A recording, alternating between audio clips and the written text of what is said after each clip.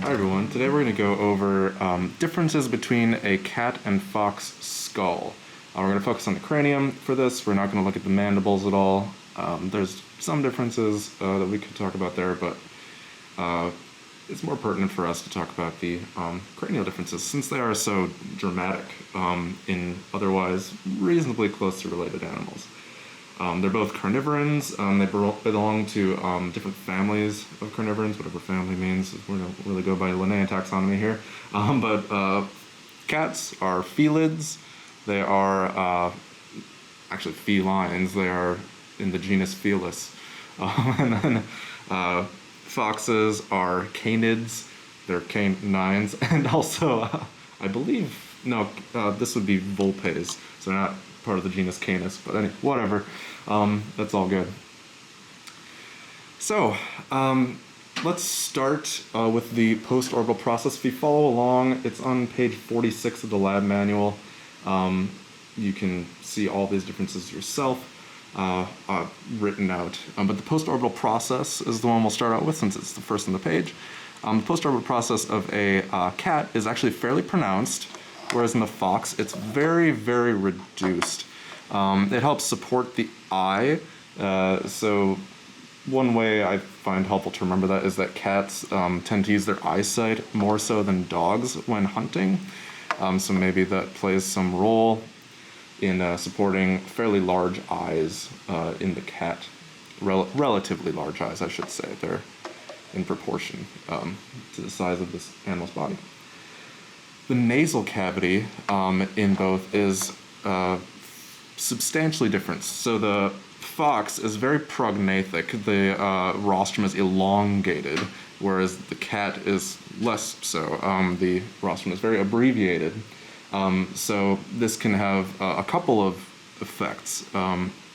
So if we remember, within the rostrum, you have respiratory turbinates. You also have olfactory turbinates that are going to be located farther up. So this can allow for more surface area for both olfactory or respiratory turbinates. So you could have a better sense of smell due to larger surface area. So moving on down our list, if we look at the fox, it has a relatively prominent sagittal crest. Let me get that in focus here. That's right here. If we turn it, it's pretty prominent phalangeal bone there. That's pretty good right there. And in the cat, it's very, very small. So that's where the temporalis muscle attaches. The temporalis is reasonably small in cats. It's just like a thin flap of muscle. In domestic cats. In cats that do a lot more hard biting, like lions, they have a very prominent, large sagittal crest for the muscle attachment because biting is so important for their hunting strategies. Okay, and again, that is for bite force. So foxes have a more powerful bite force than small cats in general. All right, and continuing on with this region of the skull, this is the nuchal line. In foxes, it's more of a nuchal crest. This is an attachment point for neck muscles, and in the cat, it's a nuchal line. It's more reduced. It's much less prominent in the cat. Gotta get that to focus here. There we go. Okay. Yeah, so we got the nuchal line. That's for like any head motion.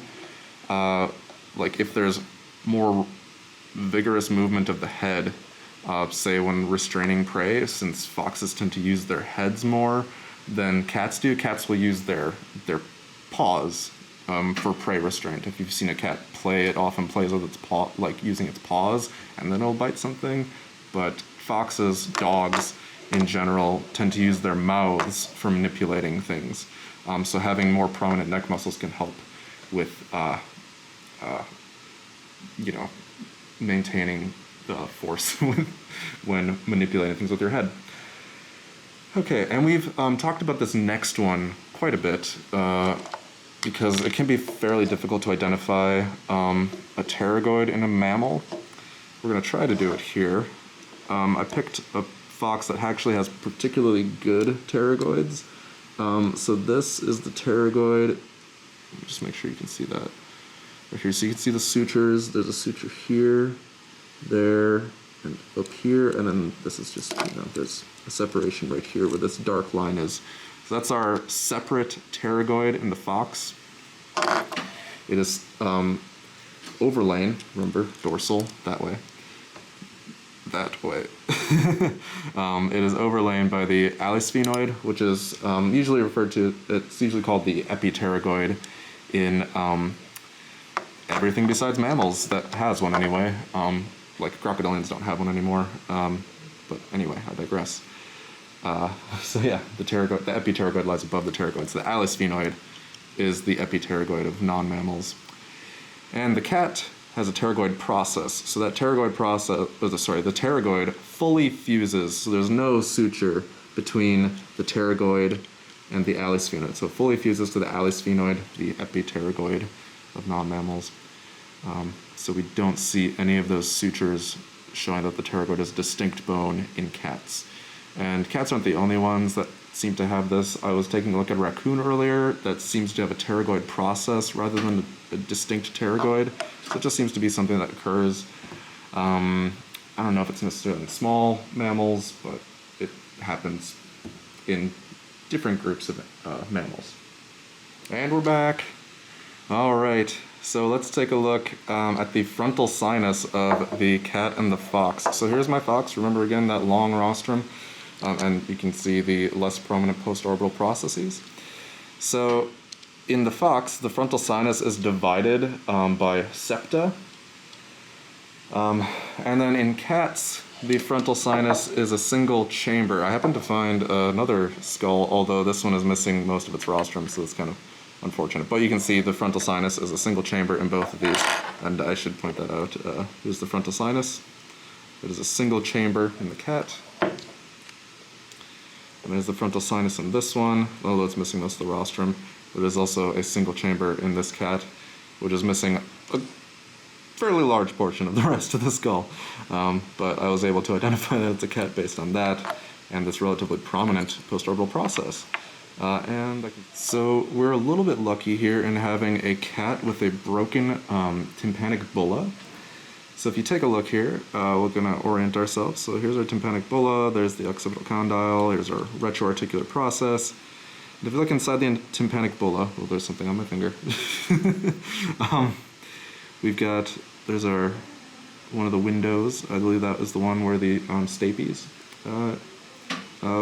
pushes against to generate pressure. This right here is the septum that divides the tympanic bulla into two separate chambers. It's intact in this one, even though the tympanic bulla is not intact. But just so you can see that intact septum, you would not see that in a fox. It is not, the tympanic bulla is not divided into two chambers. You'd be able to see the fenestra vestibuli and cochleae through this, across this, and so we can just see the fenestra vestibuli, I believe. No, fenestra cochleae, sorry. Yeah, so that's the only one we can see. Instead, cats have it separated by a septum. So there you go. That covers the differences between the cat and the fox. Hope everyone is doing well. Take care. Hope to talk to you soon.